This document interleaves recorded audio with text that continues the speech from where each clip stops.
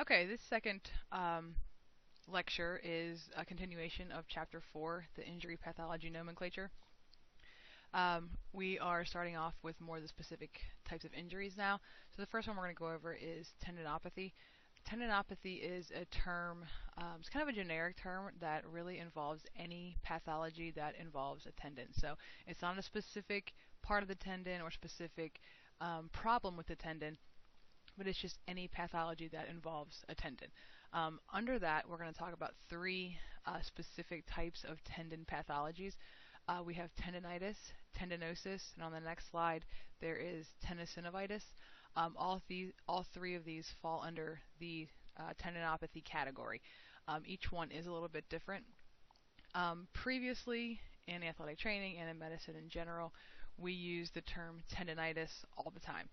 It was a very common term because that's what people thought was actually going on. But these different terms are different for a reason. The term itis, I'm sure you guys have all heard this and know this, that itis means inflammation. So in order to actually have tendinitis, you need to have inflammation of the tendon.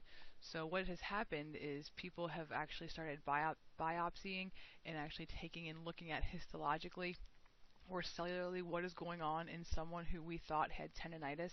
And what they found is that in the majority of cases when people who have been diagnosed with tendinitis, they actually have no signs of inflammation. When you have inflammation, there's going to be certain chemicals in the area, and the cells are going to react a certain way, so you can actually tell if it's inflamed or if something else is going on. So in this case, they really found that what we have diagnosed traditionally as tendinitis is not actually tendinitis. What they found is that because there is no inflammation going on, the reason that the person is having pain and dysfunction in their tendon is because of degeneration. And that is where the tendinosis comes in, where tendinitis is your inflammation of the tendon or the structures around the tendon, most commonly at the bony attachment. Tendinosis, which is more common, is degenerative changes, where breakdown has outpaced healing and there is little evidence of healing. So the reason that we're having the pain is because of degeneration and tissue weakness versus inflammation. When it comes to us in the practical application and the practical diagnosis, the signs and symptoms that we're going to see in the clinical setting are very similar. So tendinitis and tendinosis are going to appear to have the same signs and symptoms. So in order to keep things as specific as possible, instead of diagnosing either tendinitis or tendinosis, it is safer and more accurate to actually just say tendinopathy.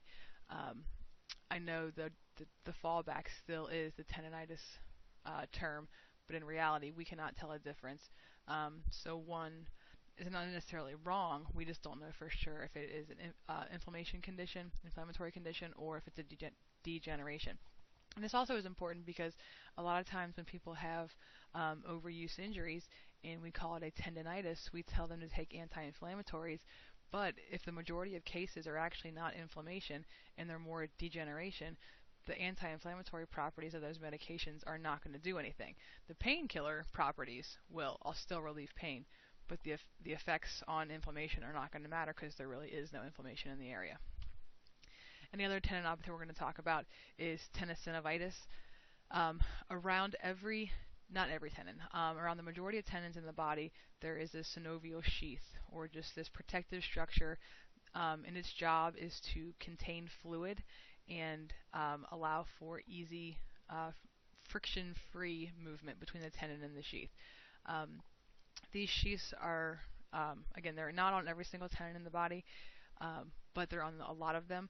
And because of what they do, because they're there to reduce friction, it also puts them at a higher risk for developing an inflammation. So we call this tenosynovitis, where we have an inflammation of the sheath surrounding the tendon.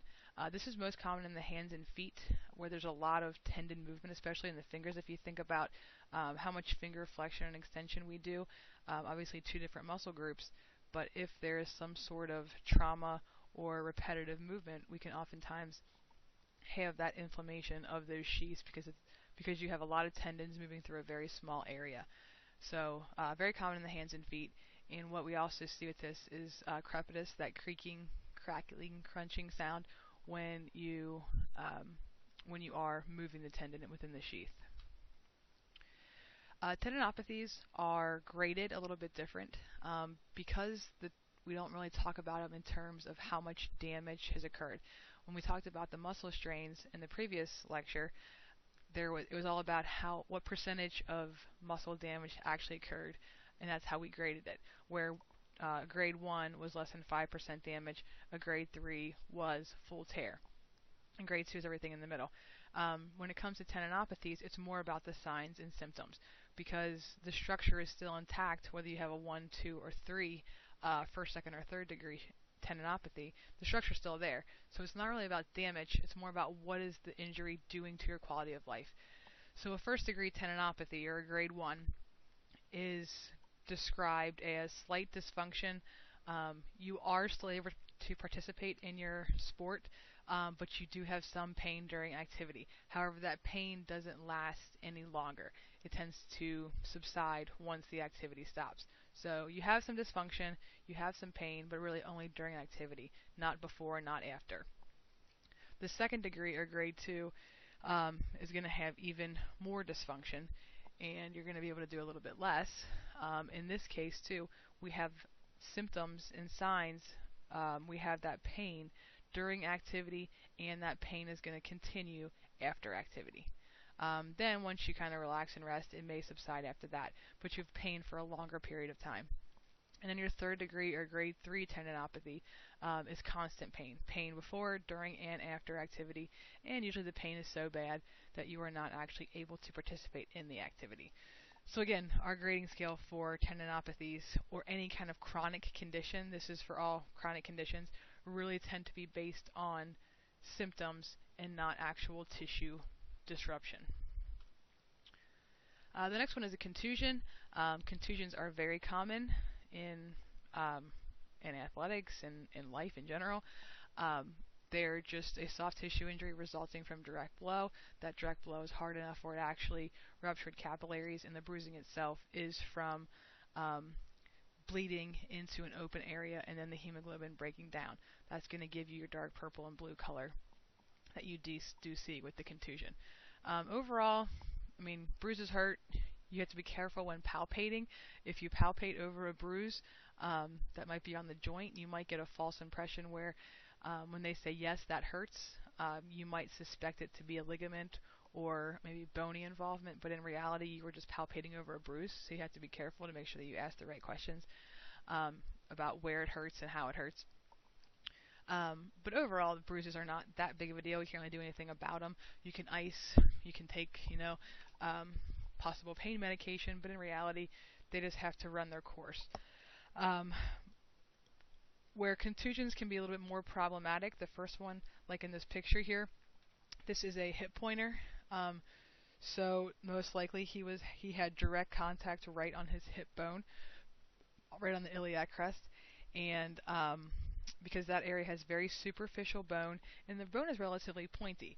If you know what obviously the pelvis looks like, the top of the ilium actually flares out, and it's a major site for muscle attachments for both the upper and lower extremity. So when you get hit hard in that superficial area, it can be very painful and very debilitating.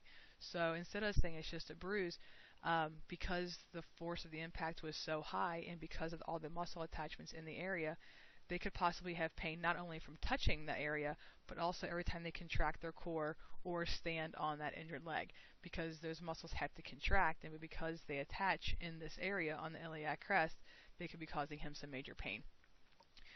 So really nothing you could do about it except for pad it correctly, try to prevent it from happening in the first place, and you have to make sure that you check for any kind of superficial fractures, and you have to be careful about nerve damage.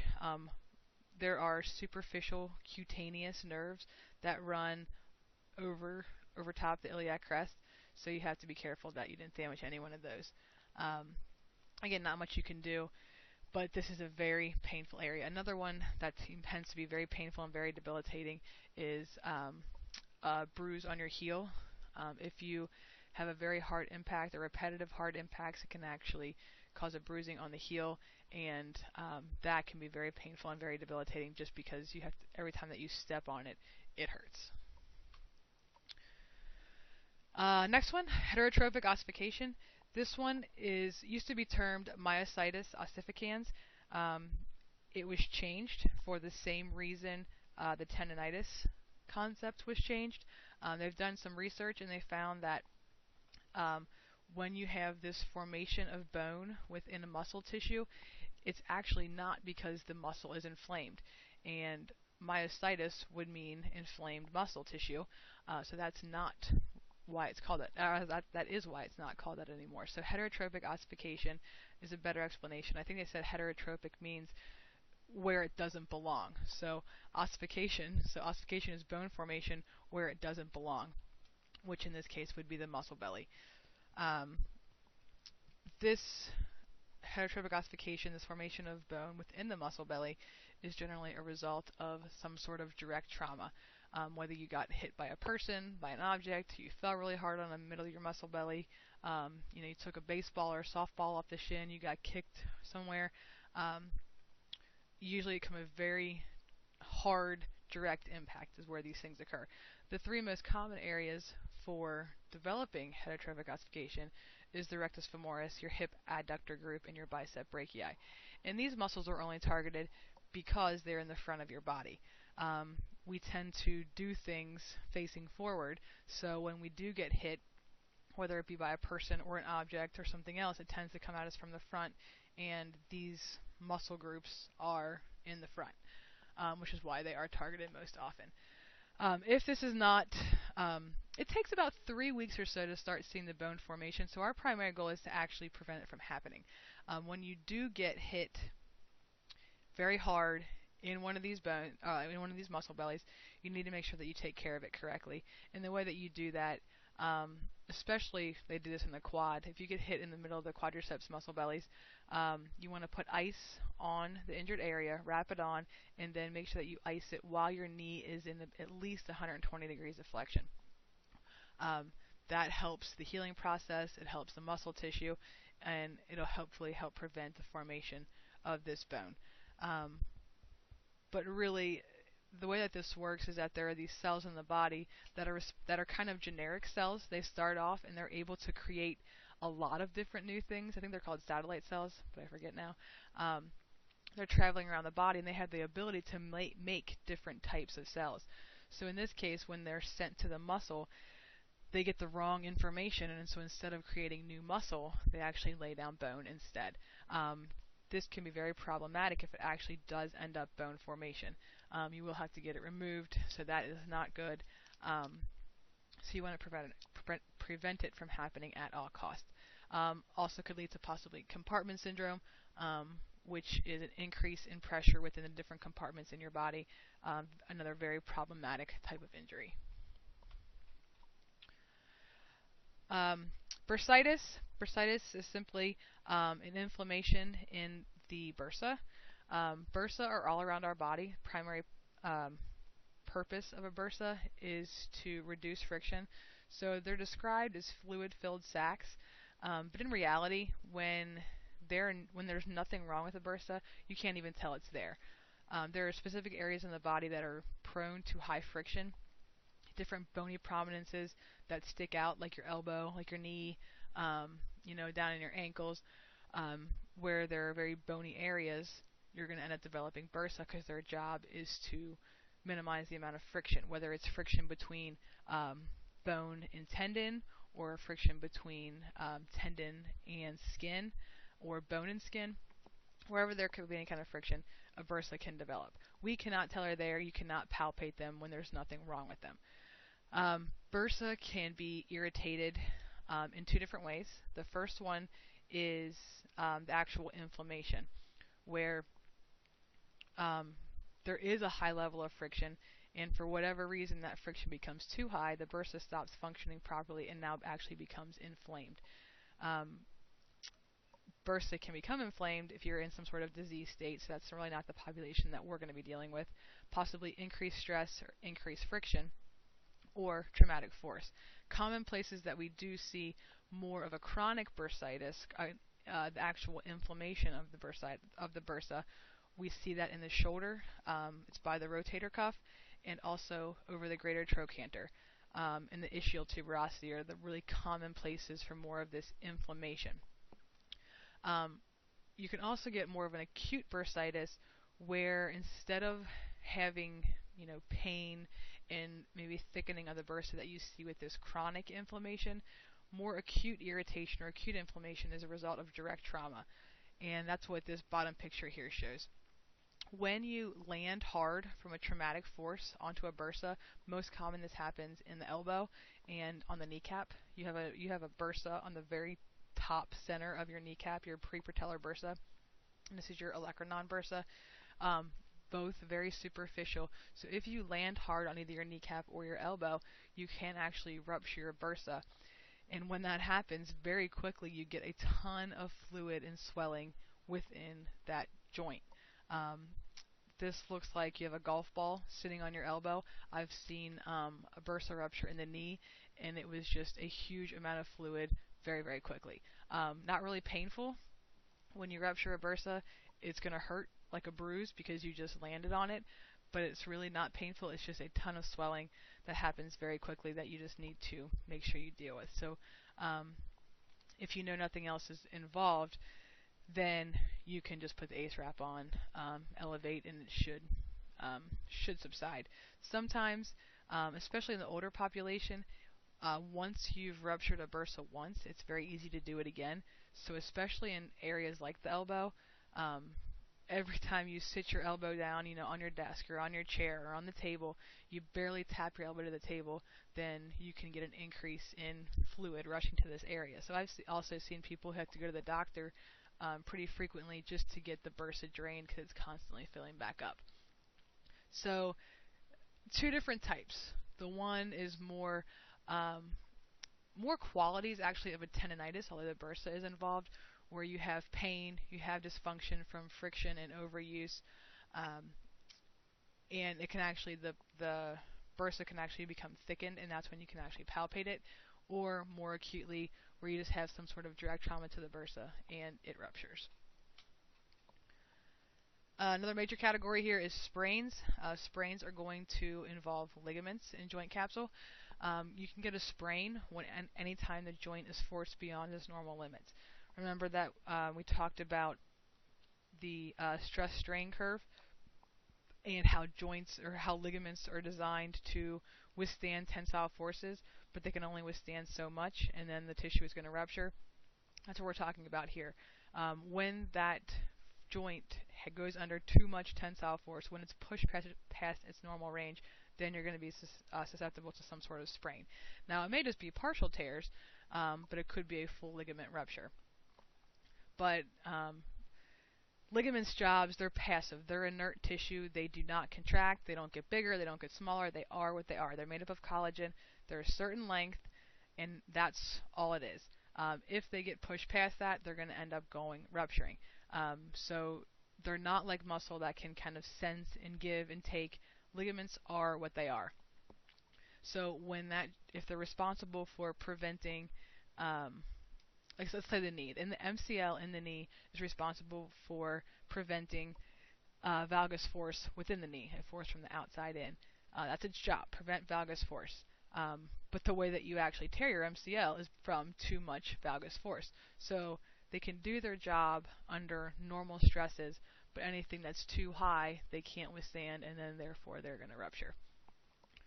And again, that can be anything from a very small portion of the fibers tearing to all of them. Ligaments, a lot of the ligaments in the body are actually part of the joint capsule.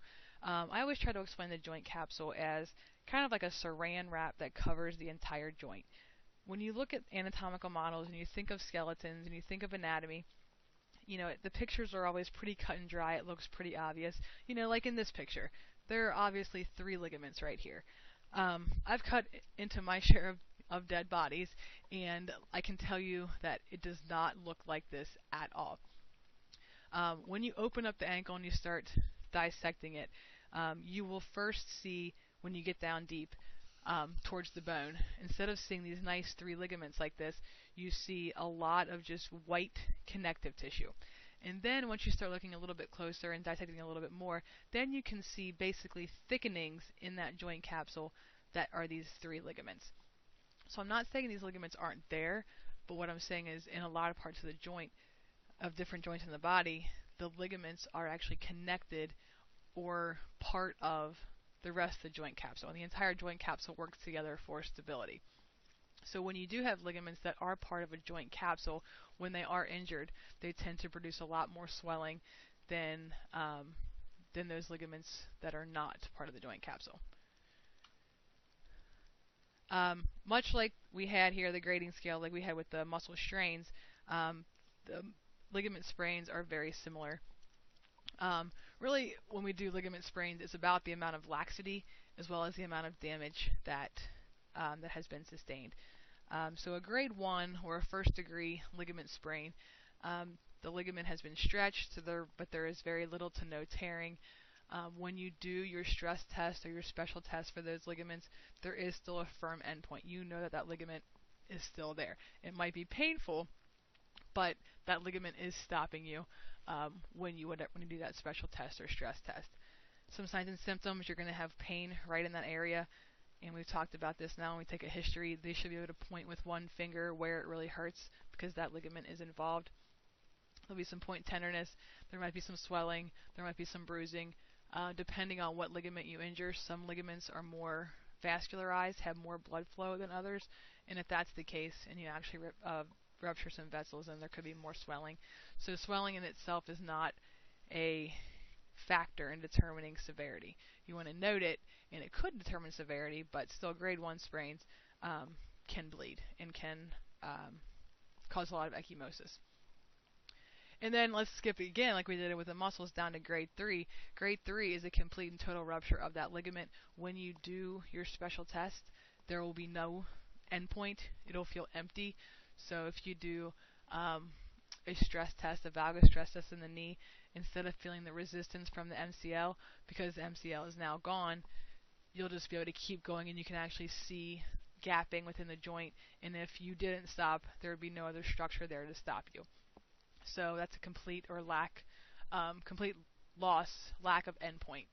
And when you have that, there's complete loss of function, lots of swelling, lots of ecchymosis, lots of problems. So first is very little, first degree. Third degree is complete rupture. And again, like with muscles, the second degree sprain is everywhere in the middle. So there's going to be some tearing. More than just stretching, less than complete rupture, everything in the middle. So really it's about, again, trying to figure out how severe the problem is, what kind of a grade 2 is it, because grade 2 really encompasses the majority of the injuries. When you do special tests or stress tests to a second degree ligament injury, there will be more laxity within that joint compared to the non-injured side, but there still will be an endpoint. You will still feel tissue resistance when you do that special test. So that's what it says when you say soft but definite endpoint. That's what I'm talking about. You'll feel more laxity, but you'll still feel some resistance. And then your signs and symptoms are going to just have more pain, more swelling, more point tenderness, more ecchymosis compared to your first degree. Joint dislocation. The definition is a disassociation of the joint's articulating surfaces. The joint is no longer together. It's not in the right spot. So in this case, the proximal interphalangeal joint right here of the fifth finger is no longer in the right spot, and that is considered a dislocation. So that's what disassociation of the joint's articulating surface means. They're no longer together. Dislocations are pretty obvious. There is obvious deformity. The big thing here is athletic trainers do not reduce. Reduce means putting the joint back together. We do not do that. We are not trained to do that, so you don't do it. Open dislocations are when the not only is it a dislocation, but it has actually come through the skin. So we have open skin plus dislocation. So we need to get them to the hospital to refer them ASAP so that someone who is trained can reduce the injury. I say this every year. There are athletic trainers who do reduce or put back dislocations, and um, once you're certified, you can do whatever you want, but think about the consequences. Because an athletic trainer is not taught in the curriculum to put joints back, um, it does not fall under our heading of job description. So, could you do it? Yes. If something bad happens when you put that joint back, let's say you have a dislocated shoulder, you are able to get it back into its socket, but you accidentally, when it went back in, it accidentally pinched the brachial artery in the shoulder, or the axillary artery at that point, and you just cut off blood flow to the entire upper extremity. So the person gets to the hospital and they end up losing their arm because there's been loss of blood flow. Now that person is going to sue you, and there's a good chance that you're going to lose that case because you were not trained to perform that task, but you did it anyway.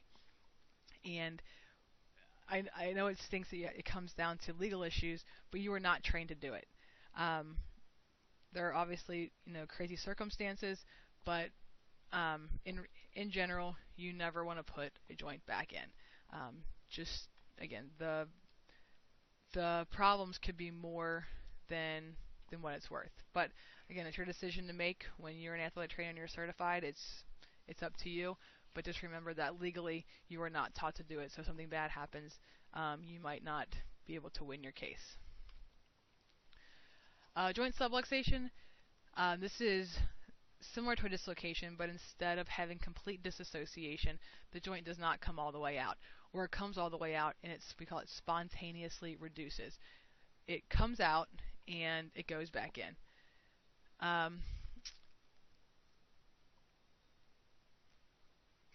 Other ways people can so that's the traditional way is you get a complete dislocation that goes back in. There are other ways to consider a subluxation, and that's from little tiny traumatic events where your joint does kind of come out, but it's not a complete disassociation. It's just kind of moving around too much. First time subluxations, when they do happen, the person's probably going to be able to tell you it feels like it came out, so you'll know. The first time they happen, you are going to want to refer them to a physician because it's just like a dislocation. Although it didn't stay out, it still went out far enough to stretch tissues, to damage tissues, to cause a lot of pain. After that, they become, subluxations because you already stretched the tissue out. The tissue stays stretched out, so they don't need to see the physician anymore unless it becomes a problem. You're going to try to do the rehab on them to try to increase strength, increase proprioception, so it does not keep coming back out. We'll learn a special test later on for the shoulder specifically about apprehension responses. Apprehension, you'll do one. You might have done one in the lower extremity for the patella.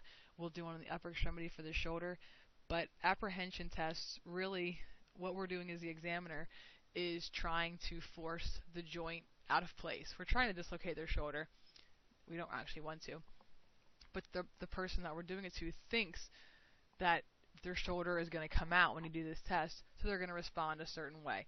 So the patient is going to display anxiety or muscle guarding or a contraction, or they're going to yell at you because they think their shoulder is going to dislocate when you do this test.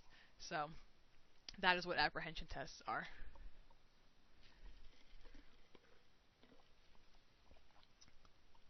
Synovitis, another inflammatory condition. We've talked about joint capsules, how they surround the joints. Some of those joints are called synovial joints, and within the synovial joint, you have the joint capsule and you have synovial fluid. And the synovial fluid is there for lubrication, for nutrients. It's good for the joint. So a synovitis is an inflammation of that joint capsule. The synovial membrane is the part that's going to help encase that fluid. So not overly common. This is somewhat difficult to diagnose, synovitis is. Generally speaking, this is going to happen not on its own, but it's going to become inflamed secondary to some other inflammatory condition. So the inflammation actually spreads to the synovial joint. It doesn't start or is contained within the synovial joint. And one of the primary signs and symptoms is a feeling of bogginess within the joint. And I know that's kind of a strange word. It doesn't even have, I couldn't even give you a great explanation of what that means. But that is the term that is used for describing the signs and symptoms for someone with synovitis. We also see that the patient holds the joint in a position that applies the least amount of stress to the capsule's fibers. Because the synovial lining is actually inflamed and irritated, when you stretch out that synovial capsule, it's going to end up causing pain. So they're going to want to keep their whatever joint it is in a more resting position where there's not too much pressure applied to that joint capsule. Articular cartilage injuries, cartilage problems in general are not good. There is hyaline cartilage found on the end of the long bones, hyaline or articular cartilage. This stuff is very strong for the most part. It is designed to resist compressive and shear forces. Very hard, very strong on the ends of long bones, and we need it there for protection. But over time, what we see is that there can be damage to this articular cartilage. Damage to this cartilage is irreversible. It is very bad news if you start having articular cartilage problems. Sometimes we see articular cartilage problems just during regular osteoarthritis, where there's been wear and tear over many, many years, and it eventually sees degeneration of the cartilage. Those people tend to end up getting, knee and hip replacements because of the cartilage breakdown. But articular cartilage will not grow back, or will not grow back well enough in the majority of people to really make a difference. There are different types of cartilage, and different types of cartilage can grow back, but the kind that is good, that is strong, I think it's type 2 is what we're looking for. Type 2 cartilage is what is on the ends of the long bones naturally. When you have surgery or when your cartilage starts to heal, a different type of cartilage is laid down, not the type 2, and that type is not near as strong as the type 2 is. It's not as good at withstanding the compressive forces or the shear forces that are applied to that bone. So that's more of the degeneration. We can also acutely injure the articular cartilage, and we can actually get osteochondral defects that is explained on the next slide. But either way, when you have problems with the articular cartilage, you're going to have a lot of dysfunction, a lot of pain, a lot of chronic, constant pain. So I mentioned the OCD, the osteochondral defects. This is more from an acute trauma than something like osteoarthritis. The diagnosis of an OCD is actually relatively challenging. We tend to diagnose all sorts of things first, whether it's some sort of patellar tracking problem or anything else, because it's not very specific when it comes to diagnosing an OCD. There are two different types. We have our partial thickness OCD and our full thickness OCD. Partial thickness is going to only include the outer layers of the cartilage, where the full thickness means not only is all the cartilage exposed or is removed, but it also exposes the underlying bone.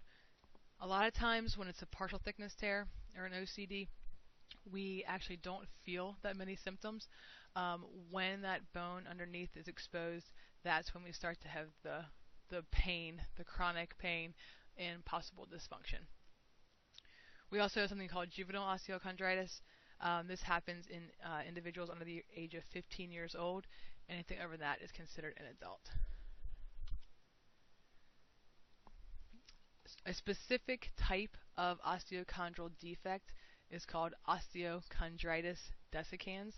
So osteochondral defect is the generic overall term. A specific type of chondral injury is osteochondritis dissecans. This is when a bony fragment is either there and present but still attached, or it's floating around in the capsule. So Here's the knee, here's your femoral condyles, here is your osteochondral defect. In this case, the desiccans happens because it is now, this piece has come out and it is now floating around the joint capsule. So you have your ACL and PCL in here. This entire joint is surrounded by um, ligaments and joint capsule, so there's no escaping it. And the knee is also filled with synovial fluid. So we have a chunk of cartilage and some bone floating around within the knee joint, um, which becomes problematic not only because of the pain that we see here, but having an extra foreign body floating around within the knee joint can cause a lot of pain, can be loss of range of motion, obviously decreased function, but the joint locking. When this um, fragment is floating around, it can get caught underneath the femoral condyles and the meniscus and tibia, and it can actually cause joint locking. So whether it's in the front or in the back, if it gets caught in there, you're not going to be able to move your knee, so you're going to have to basically move your knee around until that piece becomes unstuck. But really, that floating body is almost the least of your problems because now you have a big gaping hole in the articular cartilage within your knee. So general arthritis, more common in older individuals, just because of the wear and tear that's involved. This is just osteoarthritis is just a degeneration of the articular surfaces. Very common in ex-athletes, people who have been very physically active, and those who have been injured actually see more osteoarthritis. There is no direct link between um, activity and injury. There's genetic links to osteoarthritis. There's work-related types of activities related to osteoarthritis, previous injuries related to osteoarthritis, but there's no direct link. I mean, you could be a long-distance runner your entire life and never get osteoarthritis, and you could be a completely sedentary person of normal weight and get it. So there really is no cause and effect, but we didn't know that osteoarthritis does affect the weight-bearing joints. Most common, the most common the most common joint replacement is in the knee. The second most common is going to be in the hip. You can do shoulder replacements. I think they're working on some ankle and some wrist stuff, but the most common are ankle, hip, and shoulder. Rheumatoid arthritis is going to be a little bit different. This is a condition. This is more of a disease than it is than osteoarthritis is. Osteoarthritis affects one joint at a time for the most part, and is just breakdown of that joint. Rheumatoid arthritis is a condition or a disease that is going to affect articular cartilage of multiple joints. We see it a lot in the hands, but it's not just attacking one joint because that joint was overused. It's more of a disease that encompasses multiple joints. And then here's just a picture of what a radiograph of someone with osteoarthritis. You look at the space here within the knee, and there is a fair amount of room. The meniscus are still there. We have the cartilage, all of that giving us padding. Where in this one there is much smaller space between the femur and the tibia. So this person is probably experiencing a fair amount of pain.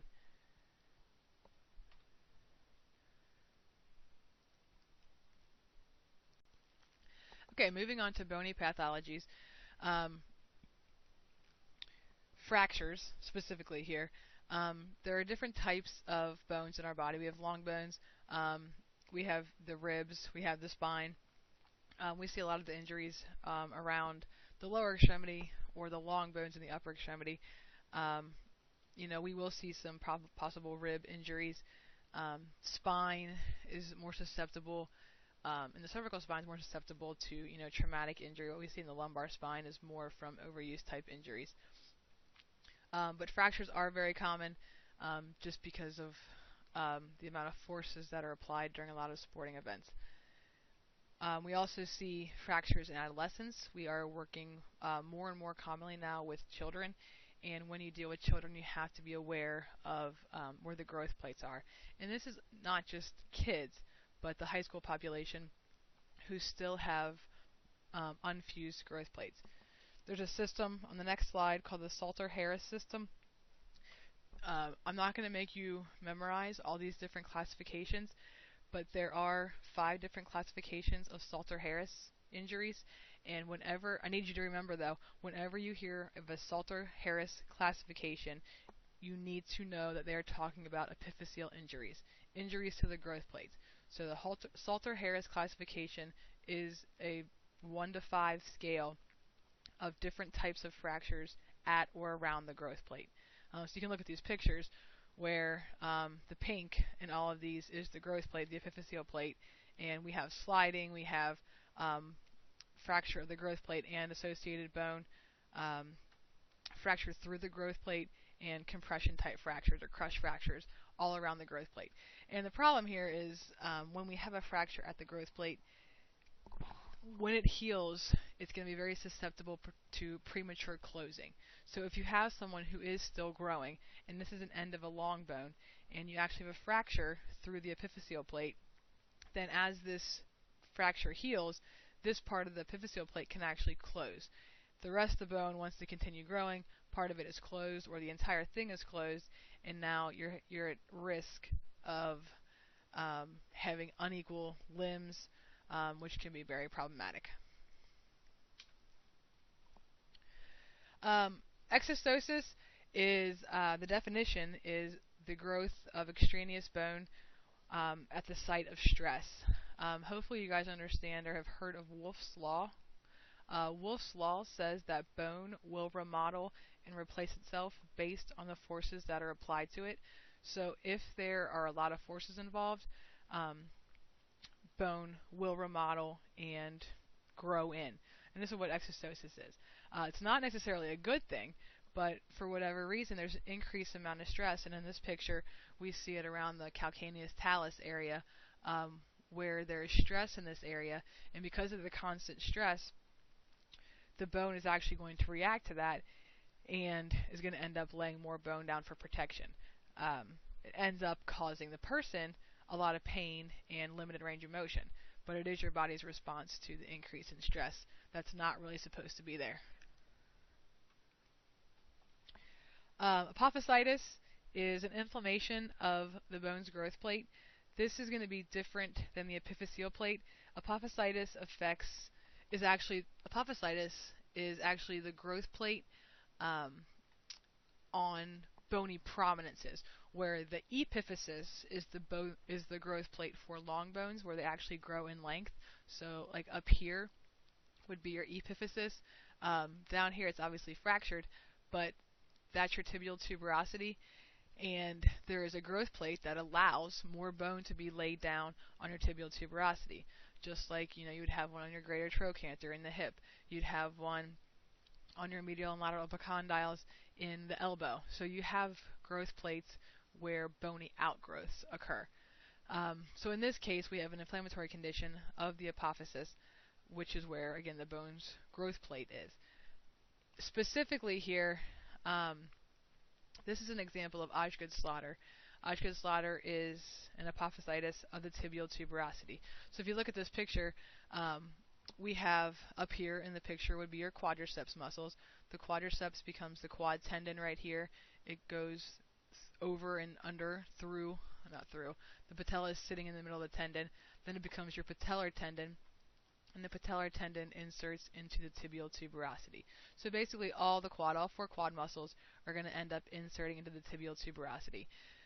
When an adolescent, someone, usually a teenager, goes through a growth spurt and grows a couple inches, the bone is able to grow very rapidly. The muscles are going to be slower to catch up. So as the bone is growing, the muscles are not growing, and but the origin and insertion have spread apart, so the tension that's within the muscle is going to be a lot higher. It's like taking a rubber band and stretching it, and then stretching it even more, and that's because your bone has grown, but the muscle hasn't caught up yet in length, so the tension at the origin and insertion is going to be a lot higher. And then you combine that with increases in force, because this person might be an athlete. So you take this increased tension and now add more force to it, and you're going to be exposed to possibly have this Osgood-Schlatter. And what happens is, just like Wolff's Law says, just like with exostosis, is your bone remodels and responds to this force is placed upon it. So in this case, there's a lot of force and a lot of stress being applied to the tibial tuberosity. So this person is generally feeling a lot of pain right on the tibial tuberosity. There is a high chance for an avulsion fracture, something like this, which is not good at all. More of a minor case scenario, you just get extra bone laying down, and you end up with a knee that looks like this, where you have an extra large tibial tuberosity. Either way, you want to avoid. If you know this is happening, and you're working with adolescents who are going through a growth spurt, you do have to be careful what you're doing with them during athletics, because we do not want to have the avulsion fracture of your tibial tuberosity. Then your general fractures, more just terms here. We have our non-union fracture and our malunion fracture. Your non-union fracture is where the two bones do not heal. You sought medical treatment, maybe you have a cast, you've been doing what you're supposed to be doing, and the two bones just don't grow back together. The technical definition of a non-union is not healed within 9 months. There are two specific areas in the body that are really susceptible to non-union fractures, and that is the base of the fifth metatarsal in the foot and the scaphoid or navicular bone in the wrist. Both of those areas do not have very good blood supply and are more predisposed to injury. And then the other one is malunion fracture. A malunion fracture is a bone that is healed after it was fractured, but it was not set correctly or was messed up after it was set, so it's healed in a medically unacceptable position. Your avulsion fracture. Avulsion fracture is relatively common in athletics, and I think I mentioned this before, where tendons are very, very strong. Ligaments can also be very strong. So when a very large load is applied to a joint and that tensile force is produced, the weakest structure is going to give. Sometimes the weakest structure is the ligament, muscle, or tendon. Sometimes the weakest structure is going to be the bone. So when there's a very forceful contraction or movement of the joint, and something is going to have to tear, a lot of times it is the bone actually giving way. So this is an example of what I was talking about with the non-union fracture. This is an example of a Jones fracture. And we have our peroneal tendon comes around our lateral malleolus, and it inserts right here. So when that tendon pulls very hard, there is a high chance of a fracture happening right here. Obvious deformity, it is still a fracture. The tendon is going to recoil. You may or may not be able to tell the difference between tendon rupture and fracture. Either one is both very painful, very point tender, and you're going to refer either way. Stress fractures are very common in athletics, and there are two main reasons why stress fracture happens. The first one is your fatigue fracture, and this is the classic stress fracture where the person overall is very normal. The bone itself is very normal, but when you begin to do too much too quickly, when you are not prepared, when your body is not prepared for the amount of activity that you're doing, that's when you're susceptible to this fatigue fracture. Your bone actually becomes fatigued. So, for example, again, you are someone who is very sedentary and you decide that you want to get in shape. So you start insanity. So you went from doing absolutely nothing for 25 years, and now you decide to work out for an hour a day, a very high intensity, 6 days a week, not giving yourself a break because your goal is to lose 30 pounds in 30 days or whatever. So you're normal, you have normal bones, but your body is not prepared. So you are working out at a very high rate for 6 days a week, giving your body no time to rest. But you're exposing it to these submaximal stresses. So your body's unable to respond, so the breakdown is outpacing the recovery or the repair, and then you're going to end up with a stress fracture. That's the most common thing we see, whether it's change in intensity, change in frequency, change in duration, whatever it is. Usually it's because you did too much too quickly and your body could not respond. That's the classic one. The other one is your insufficiency fracture, another type of stress fracture, but instead of you having a normal bones, you're a normal person, you start off with abnormally weak bones. So you have weak bones, but you also just do normal things, and that's enough to give you a stress fracture. A lot of times we see this with the female athlete triad. The female athlete triad is someone who has amenorrhea, has eating disorder, and has low bone mineral density. So all three of those things are what we call the female athlete triad, but that would be an example of a normal that would be an example of someone who has abnormally weak bones to start with, and then you do activity, and now you're susceptible to a stress fracture. Um, so you can tell the difference between the fatigue fracture is a normal person who does too much. The insufficiency fracture is someone who starts off with weak bones and then does normal things. Both could end up, though, with a stress fracture. And then the last thing here is neurovascular stuff. Any kind of trauma to the nerves, arteries, or veins. You always have to be careful of neurovascular pathology, so whenever you have a dislocation, any kind of fracture, any kind of displacement, concussive forces, compartment syndromes, all those things can end up disrupting the nerves and the arteries and or veins. So you have to be aware. We talk about capillary refill and reflex testing and sensory testing. Those things are really important. Because you need to make sure that it's not something worse than what you think it is. If you forget to test the artery or test the blood flow, it could be a major problem, something that you just overlooked because you didn't think any kind of artery was involved.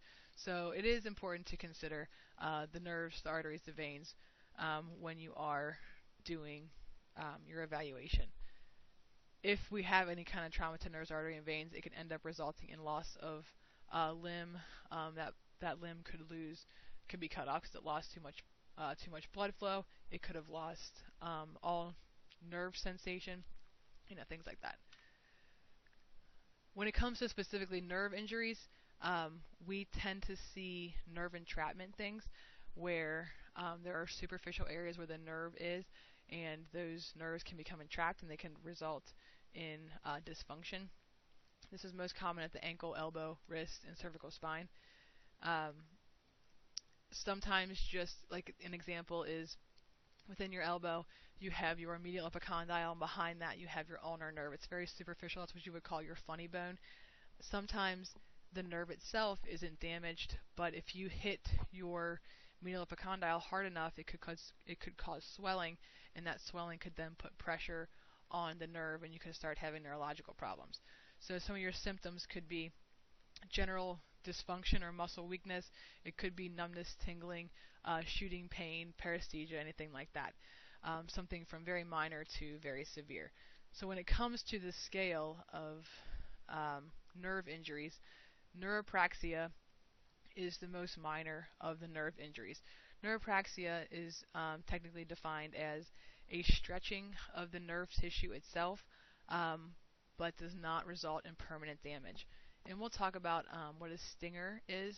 That's a stinger in the neck and shoulder area that you see very often in football is actually a brachial plexus neuropraxia.